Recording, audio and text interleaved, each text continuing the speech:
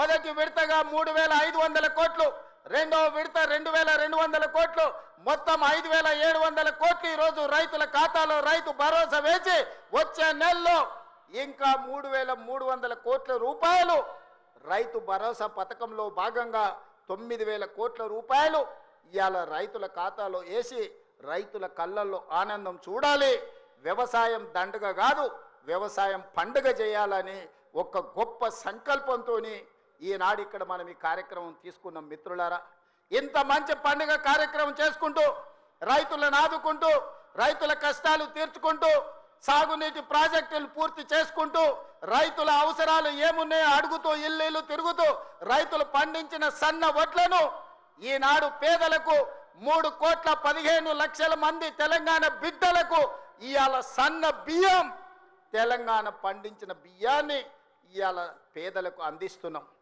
ఎక్కడైనా ఏ రాష్ట్రంలో అయినా ఈ భారతదేశంలో స్వతంత్రం వచ్చి 75 సంవత్సరాలలో నేను ఇవాళ సూటిగా సవాలు విసురుతున్నా. గొప్పలు చెప్పుకునేటోళ్ళు, జబ్బలు చర్చుకునేటోళ్ళు, తొడలు కొట్టుకునేటోళ్లకు సూటిగా నేను సవాలు విసురుతున్నా. ఎన్నడైనా కలలో కూడా మీరు పేదవాళ్ళకు సన్న బియ్యం ఇవ్వాలి. ఈ సన్న బియ్యం తల్లిదండ్రులు కన్న తల్లి తన బిడ్డకు సంటి బిడ్డకు బుక్కడి బువ్వ తినిపించే పథకం ఎన్నడైనా మీరు ఆలోచన చేసిండ్రా? మీరు గడిలలో ఉండి సన్న బియ్యం తింటుంటే, దావతులు చేసుకుంటుంటే, బిర్యానీలు తింటుంటే, పేదవాళ్లకు దొడ్డు బియ్యం ఇస్తే వాటిని తినలేక పశువులకు దానా పెడుతుంటే ఎప్పుడైనా మీకు వాళ్ళ పట్ల కనికరం కలిగిందా అని నేను అడుగుతున్నా. ఇవాళ నేను అడుగుతున్న మిత్రుల ఈ వేదిక మీద నుంచి ఒక ఆయన అంటున్నాడు, ఇంతకాలం శ్రీధర్ బాబు గారు, అడ్లూరు లక్ష్మణ్ గారు అనేవాళ్ళు ఆయన పెద్ద మనిషి అని. ఇక ఆయన పెద్ద ఆయనను కాదో నాకైతే తెలియదు, కానీ ఆయన అంటున్నది ఏందయ్యా అంటే ప్రజాపాలన పోవాలి, పాపాల భైరవుడు రావాలంట. నేను అడుగుతున్న మా మిత్రులను, ప్రజాపాలన ఎందుకు పోవాలి? ఫామ్ హౌస్ల బండుకున్న పాపాల భైరవుడు ఎందుకు అధికారంలోకి రావాలి అని నేను అడుగుతున్న ఈ వేదిక మీద నుంచి. ప్రజాపాలన ఆ పెద్ద ఆయననో వాళ్ళ తాతనో వాళ్ళ ముత్తాతలో తెస్తే రాలేదు. ఈ ప్రజాపాలన వచ్చింది లక్షలాది మంది కాంగ్రెస్ పార్టీ కార్యకర్తలు త్యాగం చేసి తమ రక్తాన్ని చెమటగా మార్చి భుజాలు కాయలు కాసేలా మువ్వన్నెల జెండాను మోస్తే ఈనాడు ప్రజాపాలన వచ్చింది. నీ నెత్తి మీద దరిద్రం ఉండి నువ్వు జగిత్యాలలో ఓడిపోతే, ప్రజలు తిరస్కరిస్తే, నీకు మంత్రి పదవి ఇవ్వకపోతే ప్రజాపాలన పోవాలనా? ఇవాళ నిన్ను పెద్ద మనిషి అని మేము పిలవాలనా? పెద్ద మనిషి అని పిలిపించుకునే అర్హత నీకు ఉన్నదా అని నేను ఈ వేదిక మీద నుంచి అడుగుతున్నా. నేను అడుగుతున్నా, ఇవాళ పెద్ద మనిషిని ప్రజాపాలన ఎందుకు పోవాలి, పాపాల భైరవుడు అధికారులు ఎందుకు రావాలో నువ్వు జవాబు చెప్పాలి.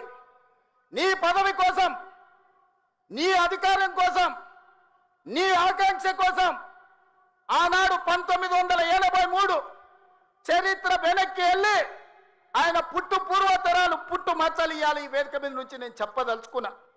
ఆయన నీతేంది, ఆయన జాతేంది, ఆయన దోస్తేందో ఇవాళ మీ అందరి ముందర నేను విజ్ఞప్తి చేయదలుచుకున్నా. మిత్రులారా, 1983లో తుమ్మల నాగేశ్వరరావు గారు సజీవ సాక్షి. ఆనాడు అన్న పెద్దలు నందమూరి తారక రామారావు గారు యువ న్యాయవాదిగా జగిత్యాలలో న్యాయవాది పదవిని బాధ్యత నిర్వహిస్తుంటే పిలిచి భుజం తట్టి నీకు ఎమ్మెల్యే టికెట్ ఇచ్చి నీకు ఎక్సైజ్ శాఖ మంత్రి ఇస్తే సంవత్సరం తిరిగే లోపలనే అన్న ఎన్టీఆర్ను వెన్నుపోటు పడిచి నాదెండ్ల భాస్కరరావుతోని జట్టు కట్టిన నువ్వు నాదెండ్ల భాస్కరరావు సోపతిని వదిలి కాంగ్రెస్ పార్టీలకు వచ్చి 40 సంవత్సరాలు పూర్తయింది. నేను అడుగుతున్నా పెద్ద మనిషిని, ఈ 40 ఏళ్ళు జగిత్యాల నియోజకవర్గమే కాదు కరీంనగర్ జిల్లాలో ప్రతి కాంగ్రెస్ పార్టీ కార్యకర్త 14 ఎన్నికల్లో 11 సార్లు ఎమ్మెల్యే, 3 సార్లు ఎంపీ, 1 సారి ఎమ్మెల్సీ, 14-15 సార్లు బీఫామ్ ఇస్తే దుఃఖాన్ని దిగముంగుకొని ఎన్టీఆర్ను వెన్నుపోటు పడిచిన నిన్ను, నాదెండ్ల భాస్కరరావు అనుచరుడైన నిన్ను ఎమ్మెల్యేగా, ఎంపీగా, ఎమ్మెల్సీగా ఏ ఎన్నికల్లో పోటీ చేసినా వేలాది మంది కాంగ్రెస్ పార్టీ కార్యకర్తలు నిన్ను భుజాల మీద మోసిన మాట నిజం కాదా? పల్లకిలో అసెంబ్లీకి పంపిన మాట నిజం కాదా? మిత్రులారా, 40 ఏళ్ళు నీ కోసం, నీ పదవి కోసం, నీ కుటుంబంలో జడ్పీటీసీ ఎంపీపీ ఏ పదవి వచ్చినా నీ కుటుంబానికి ఇచ్చుకున్నా జగిత్యాల కాంగ్రెస్ పార్టీ కార్యకర్తలు మౌనంగా నీ కుటుంబానికి ఊడిగం చేసిన మాట నిజం కాదా? గ్రామంలో ఉన్నోడు గ్రామంలో ఉండాలి, మండలంలో ఉన్నోడు మండలంలో ఉండాలి, జిల్లాలో ఉన్నోడు నియోజకవర్గంలో ఉన్నోడు నియోజకవర్గంలో ఉండాలని పాపంది చేసింది నువ్వు కాదా? మొన్న నేను జగిత్యాల కార్యకర్తలను కలిస్తే ఒక్కొక్కరు తమ కష్టాలను మనసు విప్పి మాట్లాడుతుంటే నాకు ఆశ్చర్యపోయినా.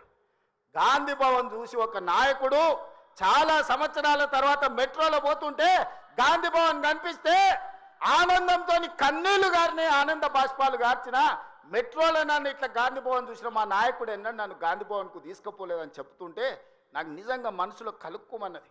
ఇట్లాంటి కర్కోటకులైన నాయకులు ఉంటారా అని.